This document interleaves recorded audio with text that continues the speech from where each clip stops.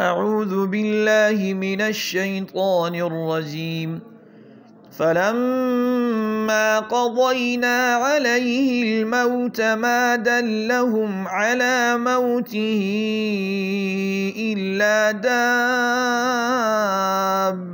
الأرض تأكل من سأته فلما خر تبينت الجن أن لو كانوا يعلمون الغيب ما لبثوا في العذاب المهين. لقد كان لسبإ في مسكنهم آية جنتان عن يمين وشمال كلوا من رزق ربكم واشكروا له بلدة طيبة ورب غفور. فأعرضوا فأرسلنا عليهم سيل العرم وبدلناهم بجنتين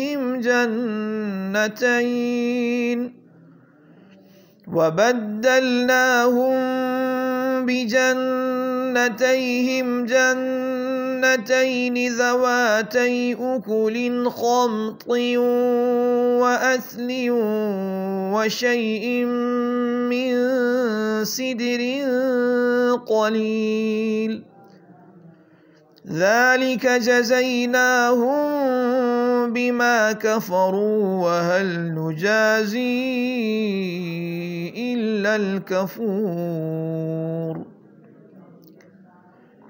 وجعلنا بينهم وبين القرى التي باركنا فيها قرى ظاهرة وقدرنا فيها السير سيروا فيها ليالي وأياما آمنين. فقالوا ربنا باعد بين أسفارنا وظلموا أنفسهم فجعلناهم أحاديث ومزقناهم كل ممزق إن في ذلك لآيات لكل صبار شكور. ولقد صدق عليهم إبليس ظنه فاتبعوه إلا فريقا من المؤمنين.